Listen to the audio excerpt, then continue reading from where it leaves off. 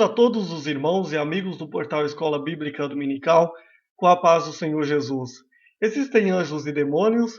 Esta é a 10ª questão que está compondo este primeiro trimestre de 2015 para a classe do juvenis. Trimestre este que tem por tema geral respostas às dúvidas sobre a fé cristã. Porém, antes, convidamos a todos os irmãos que vá até o site do portal Escola Bíblica Dominical, na aba Juvenis, e lá os irmãos encontrarão o esboço desta pré-aula, que estará muito melhor detalhado. Devido ao tempo, não conseguimos abordar tudo aquilo que é necessário, porém o esboço ele está completo, abordando alguns outros tópicos. Os irmãos estarão encontrando lá também as outras pré-aulas e a introdução ao trimestre, de maneira que venha agregar de alguma maneira na sua melhor preparação como professor, da sua interação, daquilo que estará sendo ensinado como aluno. A Escola Bíblica Dominical é a igreja reunida, evangelizando enquanto ensina, ensinando enquanto evangeliza, cumprindo aí os dois lados do ID de Jesus, como diz o pastor Antônio Gilberto. O tema anjos e demônios, a sua existência ou não, sempre foi alvo de muita especulação ao longo da história.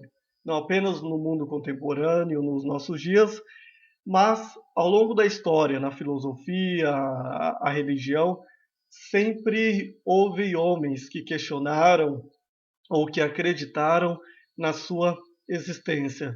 E entre outros, os que se destacaram foi Jerônimo em 400 depois de Cristo, Pedro Lombardo em 1130 depois de Cristo, Papa Clemente em 1670 a 1676, João Calvino. E na época do racionalismo, pela altura de 1800, surgiram várias e graves dúvidas contra a existência do sobrenatural. Os ensinamentos que historicamente haviam sido aceitos pela Igreja começaram a ser reexaminados. Como consequência disto, surgiu várias críticas e alguns céticos resolveram chamar os anjos de personificação ou energia divina, ou até mesmo o princípio bom ou mal de doenças, ou até mesmo influências naturais.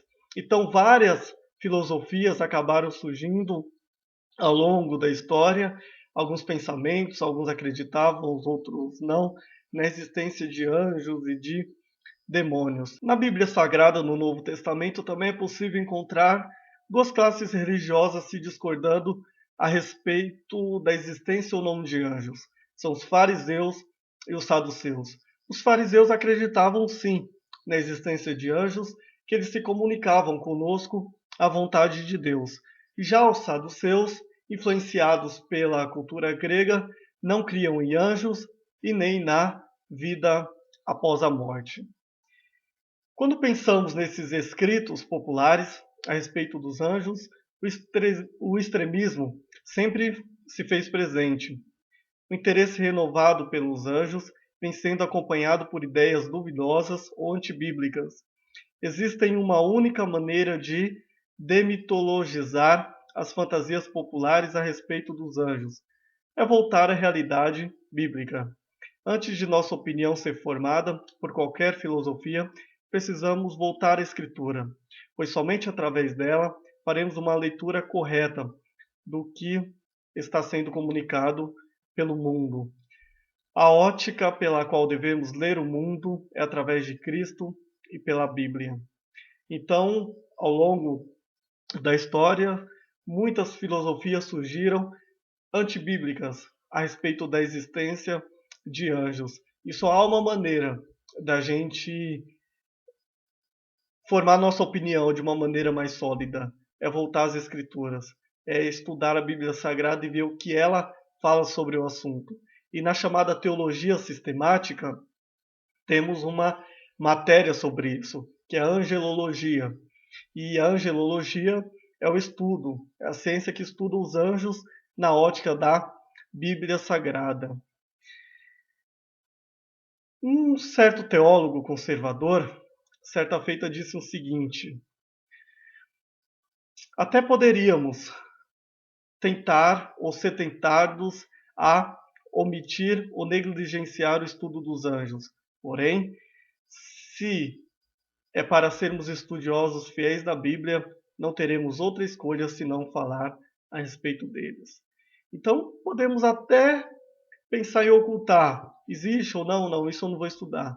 Mas como eu estudo, sou estudioso da Bíblia e tenho ela como meu manual de regra, fé e prática, então estudar a existência dos anjos é indispensável para eu formar a minha opinião doutrinária. E para nós, como jovens e adolescentes, a nossa opinião doutrinária, ela não pode ser formada sobre anjos e demônios através de filmes. Inclusive, tem até um filme com esse tema, Anjos e Demônios. Ou por filosofias, ou por livros, ou por instruções de terceiros, dependendo de quem está falando. Precisamos primeiro, antes de lermos um livro, antes de lermos qualquer coisa, pensarmos o que a Bíblia Sagrada está dizendo sobre anjos e demônios. Sobre o que a Bíblia diz. A partir daí, eu tenho a minha ótica eu tenho o meu crivo para entender a filosofia que está sendo falada. Se tem coerência ou se não tem coerência. Jesus ensinou acerca da existência dos anjos. Está lá em Mateus capítulo 18, verso 10 e 26, verso 53. Os anjos adoram a Deus e prestam-lhe serviço. Seu propósito geral é refletido nas palavras hebraica e grego traduzidas por anjo, que o significado dos dois quer dizer mensageiro ou trazer uma mensagem. Então, os anjos têm duas funções principais. Primeira é adorar a Deus, depois levar uma mensagem anunciando a palavra ou as obras de Deus. Para começarmos a pensar sobre os anjos, é importante entender a sua criação. Os anjos foram criados por Deus, portanto, eles não são autoexistentes, nem autossuficientes, nem eternos. Os anjos são seres espirituais, poderosos, numerosos, eles não se casam e não se reproduzem e não morrem. Quando abordamos a questão que eles não são eternos, é na ideia de que eterno é apenas Deus. Eterno na ideia de que não teve começo e nem terá fim. Deus, ele tem como seu atributo incomunicável a eternidade, ou seja, ele não foi criado e nunca terá fim. Então ele vive de eternidade a eternidade. Os anjos não são eternos nessa ideia por quê? Porque eles foram criados. Eles são criaturas. No princípio, criou Deus os céus e a terra. Está lá em Gênesis capítulo 1, verso 1. Antes de criar a terra, Deus havia criado o céu e todas as criaturas celestiais. E ao criar a terra, os anjos acompanharam. Está lá em Jó capítulo 38, verso 7. Todos os anjos foram criados numa só ocasião. Salmo 148, verso 5. A Bíblia não dá nenhum início ou indício de cronologia da criação dos anjos, ou depois um anjo implementado ali na criação já existente. Não. A ideia é que os anjos foram criados todos de uma só vez. Salmo 148, verso 5. Como seres criados, são perpétuos, mas não eternos. Somente Deus tem a imortalidade, é o que já falamos. Está lá em 1 Timóteo capítulo 6, verso 16. No sentido que não tem começo e nem fim. Os anjos tiveram um começo, mas não terá fim, pois estarão presentes nos tempos eternos e na Nova Jerusalém. Hebreus capítulo 12, verso 22 e Apocalipse capítulo 21, versos de 9 a 12. Os anjos são maiores do que os homens. Está lá em Salmos capítulo 8, versos 4 a 5. E lá em Lucas capítulo 7, verso 28. São seres espirituais. Está lá em Hebreus capítulo 1, verso 14. Os anjos são seres espirituais, não têm carne e nem osso. Eles não têm matéria, são puramente espirituais. Salmo 104, verso 4. O espírito pode assumir uma forma, entretanto, não quer dizer que ele se torne matéria. Então, os anjos, eles são espíritos. E sendo espíritos, eles não têm carne e nem osso. Eles podem até assumir uma matéria, aparecer de maneira visível, porém não quer dizer que ele se tornou uma matéria. Nem sempre são visíveis. Hebreus capítulo 12, verso 22. Em casos específicos, podem aparecer de maneira visível. Gênesis capítulo 19, versos 1 ao 22. Por isso devemos observar com muita cautela alguns comentários e ideias, principalmente vindas do Espiritismo, porque o diabo, e já vamos falar daqui a pouco sobre ele, sobre os demônios, ele é um anjo caído, mas todos os atributos que um anjo de Deus tem, o diabo como um anjo caído também tem. E o diabo, está lá em 2 Coríntios capítulo 11, verso 14, ele pode se transfigurar até em um anjo de luz. Então, ele é espírito, ele não está sujeito, já veremos daqui a pouco, à lei da física, ele não é matéria, então ele não é de carne e osso, então ele pode se transfigurar, ele pode imitar, ele pode enganar, e esse é muito peculiar a ele. Então, precisamos tomar muito cuidado com algumas filosofias, com algumas ideias, principalmente vindas da questão do espiritismo. Por ser espíritos, os anjos não estão presos à lei da física. Os anjos não estão sujeitos à lei da física ou da gravidade. Eles não envelhecem. Isso fica claro lá em Marcos capítulo 16, verso 5, quando avistaram no túmulo de Jesus, Jesus já havia sido ressuscitado, e avistaram um anjo jovem. Ora, se os anjos foram criados antes da Terra, e a Terra tem milhões e milhões e milhões de anos, como havia um anjo jovem lá? Então, os anjos não estão presos à lei da física, eles não envelhecem, não estão presos à lei da gravidade. Em uma outra passagem, também é possível ver lá em Juízes, capítulo 13 e verso 20, onde o anjo, ele no altar do pai de Sansão, ele acaba sendo subindo junto com o sacrifício. Então ele não está preso à lei da física, da gravidade, e como já vimos, os anjos não envelhecem. Por isso precisamos tomar cuidado também com uma outra questão, que é algumas frases que ouvimos por aí, né? Segurar o anjo aqui na igreja, amarrar o anjo, bater no anjo. Essas questões precisam ser muito ponderadas. Não podemos aceitar tais situações.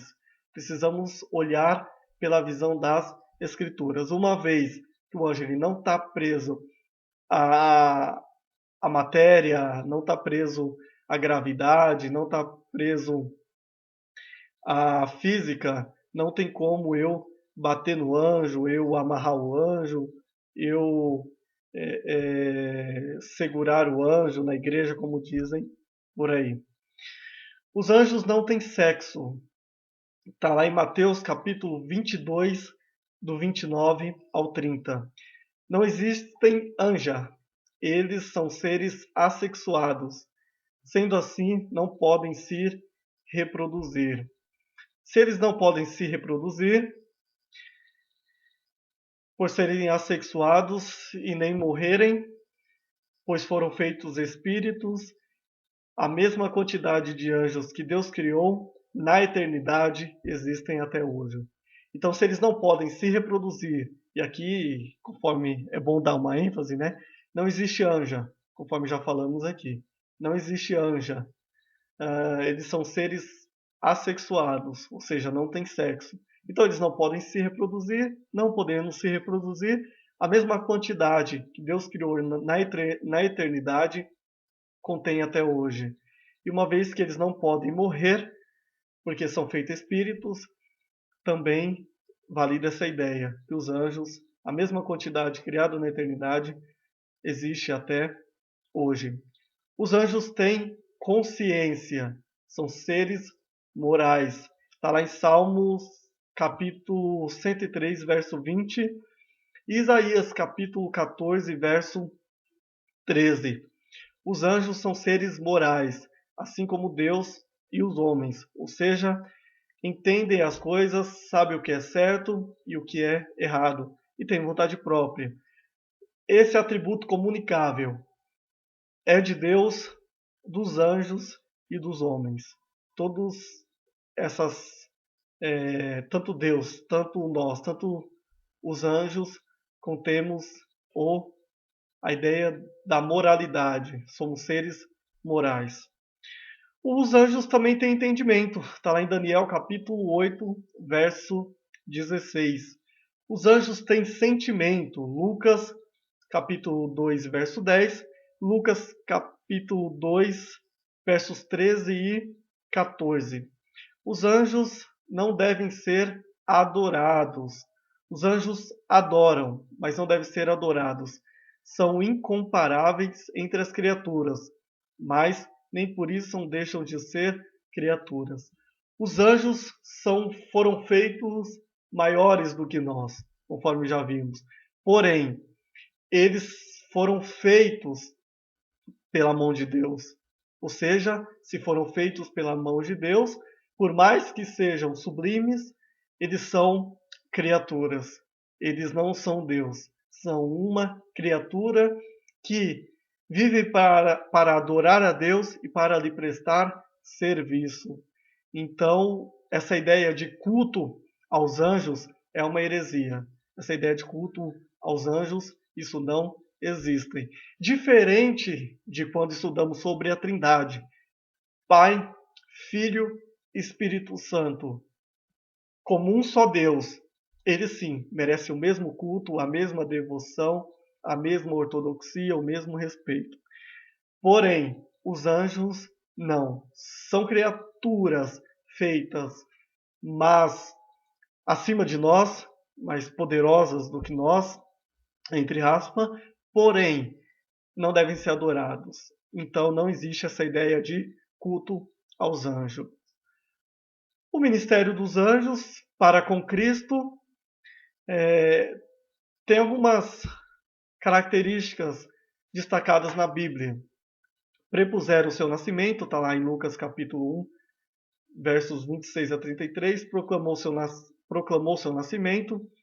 Lucas capítulo 2, verso 3, fortaleceram-no após a sua tentação. Mateus capítulo 4, verso 11, e assim por diante. Para com os crentes, ajuda os crentes no geral. Hebreus capítulo 1, verso 14, estão envolvidos nas respostas das orações. Atos capítulo 12, verso 7, dão encorajamento. Atos capítulo 27, versos 23 e 24 e assim por diante. E, para com os descrentes, estão envolvidos em executar o julgamento no período da tribulação. Fala em Apocalipse, capítulo 9, capítulo 16, capítulo 8 também. Lá vemos os 7 anjos com as 7 trombetas, os 7 anjos com as 7 taças e assim por diante. Eles também estarão juntos com o Senhor quando ele voltar para estabelecer o seu reino. Está lá em Mateus capítulo 13, verso 39. Os anjos, eles têm uma hierarquia, então não são todos iguais em força, em poder, e têm as mesmas características, não. Eles têm uma hierarquia. Isso fica muito claro na resposta de Daniel, por exemplo, que o anjo desceu e encontrou complicações e precisou que Miguel descesse e abrisse o caminho. Então, as classes de anjos que podemos observar nas Escrituras, primeiro é o arcanjo, arcanjo Miguel. O arcanjo só conseguimos identificar na Bíblia Sagrada um, que é Miguel, cujo nome significa quem é como Deus. Está lá em Judas, capítulo 1 e verso 9. Temos também os querubins, está lá evidenciado em Gênesis 3:24, Êxodo 25:17 a 20 e Ezequiel, capítulo 1, do 1 ao 18. Os serafins, está lá em Isaías, capítulo 6, versos 1 e 2. Os principados e as potestades, está lá em Efésios, capítulo 1, verso 21, 3 e 10. Então os anjos existem e, além de adorar a Deus, são mensageiros do Criador. E os demônios? Os demônios, eles também existem. Demônios não é uma mera ficção científica. Demônios são anjos que, junto a Satanás, foram expulsos dos céus quando este se rebeliou contra Deus. Lá em Isaías, capítulo 14, versos 12 a 14, e Ezequiel, capítulo 11 e verso 17, onde nos traz uma revelação muito importante a respeito do assunto, da origem dos demônios ou a queda de Lúcifer.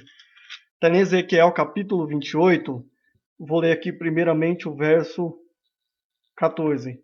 Tu eras querubim ungido, ou seja, era uma espécie de classe única que Lúcifer era no céu. Então dá a entender que ele estava acima de todos os outros anjos. E no verso 12 também nos traz uma revelação muito importante. Tu és o aferidor de medida, cheio de sabedoria e perfeito em formosura. Lúcifer, ele era o aferidor de medida. E eu gosto muito da definição do pastor Silas Malafaia quando ele fala sobre esse assunto. Ele fala que se alguém chegasse no céu e perguntasse a Deus, Deus, me mostra o resumo de toda a sua criação, me mostra o resumo de toda a sua grandeza, daquilo que o Senhor fez, ele falaria, está aqui Lúcifer. E essa ideia do aferidor de medida, ele é o padrão, ele é a referência para todos os outros. E este era Lúcifer, cheio de sabedoria, ele era perfeito em formosura, ele era o querubim ungido, e no verso 16 também, aliás, no verso 15 também nos traz uma outra revelação interessante. Perfeito eras em todos os teus caminhos, desde o dia em que foste criado, até que se achou iniquidade em ti. Lá no verso 17, elevou-se o seu coração por causa da tua formosura, corrompeste a tua sabedoria por causa do seu esplendor. Então, toda aquela grandeza, todo aquele o que ele fazia diferente dos demais, subiu ao coração de Lúcifer. E ali ele pensou em ser maior do que o seu Criador. É o que evidenciamos lá em Isaías capítulo 14, do 12 ao 14. Eu subirei ao céu, acima das estrelas de Deus, exaltarei o meu trono, e no monte da congregação me assentarei, aos lados do norte. Subirei sobre as alturas das nuvens e serei semelhante ao Altíssimo. A soberba no coração de Lúcifer o corrompeu de tal maneira que ele se rebeliou contra Deus. E ao ser expulso do céu, ele não veio sozinho. Uma terça parte dos anjos se corrompeu juntamente com ele. Apocalipse capítulo 2, verso 3 e 4. E com este mesmo pecado, com essa soberba, com os olhos altivos, que Lúcifer se rebeliou contra Deus, é o mesmo pecado que ele vendeu a ideia para Eva. Está lá em Gênesis capítulo 3, versos 4 e 5. Vamos conferir se é isso mesmo? Exatamente. Gênesis capítulo 3, verso 4 e 5. Lá no verso 5 diz: certamente não morrereis, e sereis como Deus, sabendo o bem e o mal. Então foi a mesma ideia que ele vendeu para Eva. Olha, você vai ser igual a Deus, sabendo o bem e o mal. Você não vai morrer conforme ele falou. Então ele fez mais um discípulo na Terra. Ele acabou vendendo essa ideia, Eva comprou e o homem teve a sua queda, o seu pecado, chamado pecado original que já estudamos. O tema soberba é muito mais sério do que a gente pensa. Tendo origem lá no coração de Lúcifer, já vimos o que aconteceu com Eva, mas não só. Ao longo da história, ele sempre foi pensado de uma maneira muito séria entre os religiosos.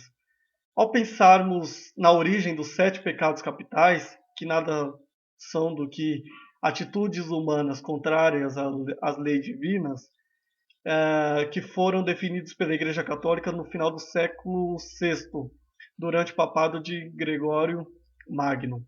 Lá no ano de 375 d.C., Evagrio Póntico, um monge na região do Egito, ele definiu ali 7 tentações que levava a alma ao inferno. Nessas 7, ele falou que a mais fatal era a soberba.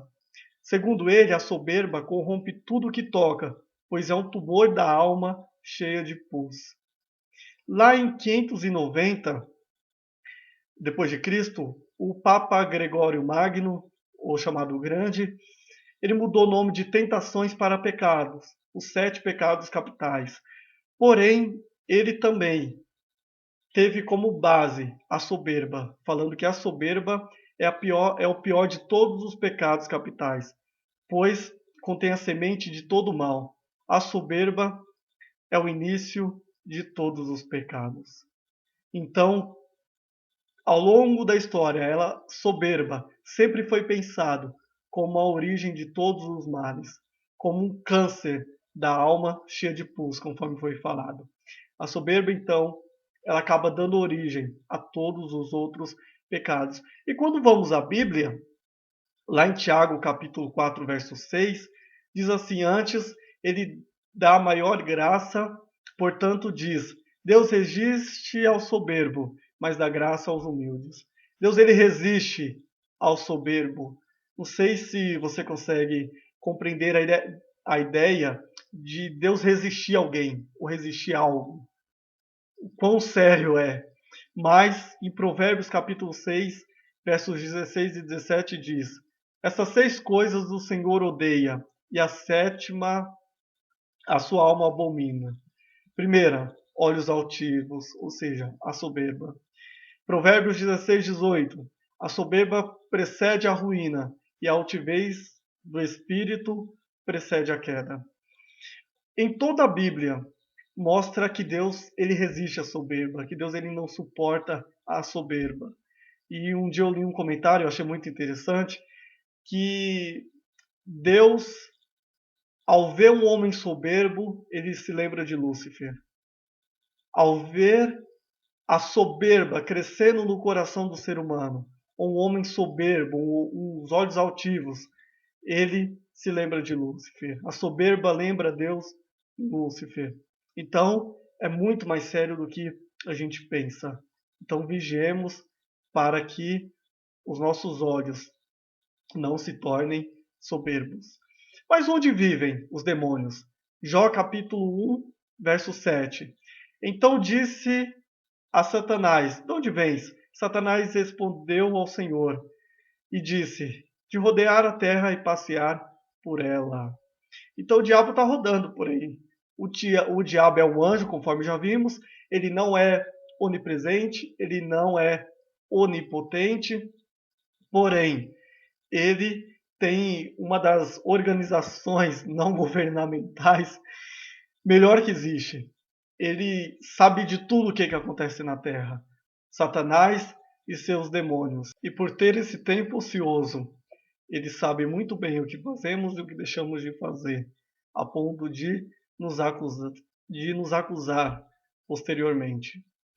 Lá em Efésios capítulo 6, verso 12, também nos traz a ideia dessa ociosidade do diabo. Características dos demônios. São seres espirituais, Mateus capítulo 17, verso 18, Marcos 9, 25, conhecem a Jesus Cristo, Marcos 1, 24, conhece o seu próprio fim, Mateus 8, 29.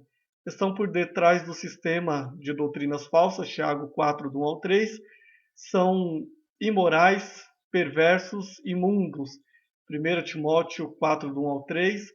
O próprio Cristo reconheceu e ensinou a existência de Satanás. Mateus 13, 39, Lucas 10, 18, 11 e 18.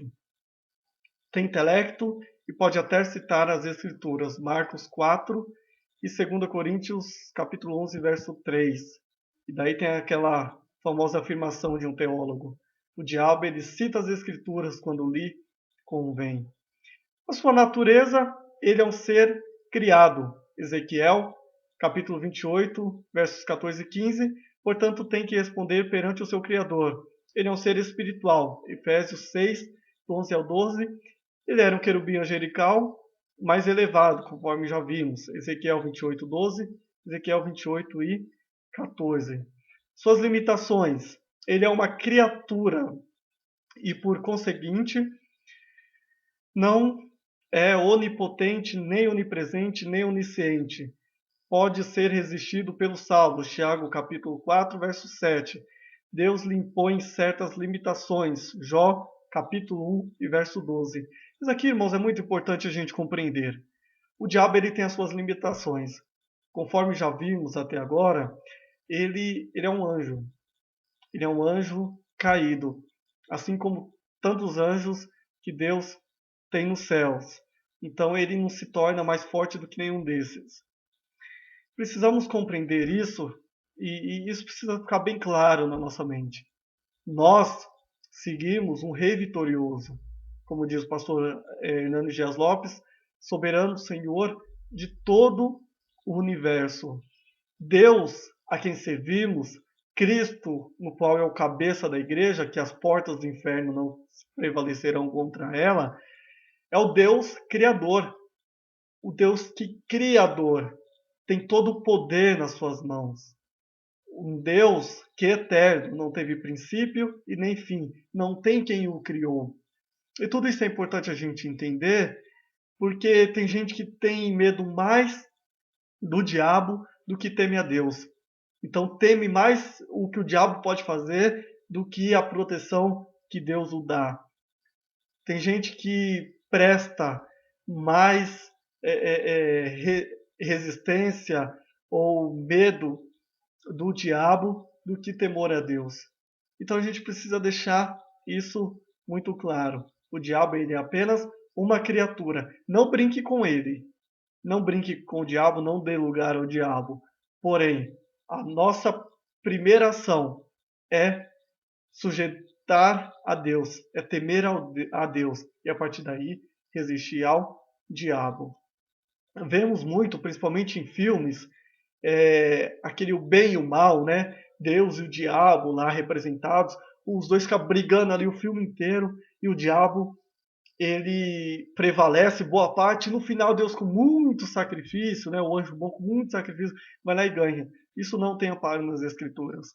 Deus ele é soberano, Senhor de todo o universo. Tanto que no Apocalipse, quem vai tratar com o diabo não é Deus que vai descer, pegar o diabo, não, não. São anjos enviados que farão serviço. Então nós seguimos o Senhor, que é todo poderoso. E a partir do momento que estamos com a vida no altar, chamada vida no altar, quando estamos nos relacionando com Deus, experimentamos o relacionamento pessoal com Deus, não devemos temer ao diabo, e sim temer a Deus. Traços da sua personalidade. O diabo, ele é ladrão, assassino e mentiroso. João capítulo 8, verso 44. É um pecador desde sempre. 1 João capítulo 3, verso 8. Acusador, Apocalipse 12, 10. Adversário, 1 Pedro capítulo 5, verso 8. É que eu quero chamar a atenção para o acusador, Apocalipse 12, 10. Por isso que muitas das vezes aquilo que falamos para acusar alguém, apontar alguém, não pode dar muito certo para um cristão. Mas os principais nomes: Satanás, adversário, está lá em 1 Coríntios 11, 14. Diabo, caluniador, Mateus 4 e 1. Serpente enganadora, Apocalipse 12, 9. Lúcifer, portador de luz, significado, Isaías 14, 12. Maligno, 1 João 5 e 19 e assim por diante. Satanás, juntamente com seus anjos, terão um fim. Mateus capítulo 25, verso 41. Então dirá também aos que estiverem à sua esquerda: Apartai-vos de mim, malditos, para o fogo eterno, preparado para o diabo e seus anjos. Então, o fogo eterno, preparado para o diabo e os seus anjos. Ou seja, este fogo eterno ele não foi preparado para o ser humano. Aliás, naquela passagem em que Jesus vai expulsar os demônios de um homem, aquela legião, eles não queriam ir para o inferno, queriam ir lá para entrar nos porcos, ir para outro lugar. Então, se nem o diabo quer ir ao fogo eterno, ao inferno, que foi preparado para ele, então quem dirá o ser humano? O ser humano sempre tem que repensar o homem, a sua vida espiritual. Mas Apocalipse capítulo 20, verso 10 também diz: E o diabo que os enganava foi lançado no lago de fogo e enxofre, aonde estão a besta e o falso profeta, e de dia e de noite estão atormentados para todo o sempre. Então jamais podemos esquecer que os anjos foram criados por Deus, portanto, eles não são autoexistentes, nem autossuficientes, nem eternos. Os anjos são seres espirituais, poderosos, numerosos. Eles não se casam, não se reproduzem e não morrem. Os anjos existem para louvar a Deus. Os anjos existem para cumprir a obediência absoluta às ordens de Deus. Os anjos existem para trabalhar em favor dos que herdam a salvação. Eles livram, protegem, trazem um consolo, escoltam para o céu, separam o joio do trigo, virão com os salvos do céu, se alegram com a salvação do pecador.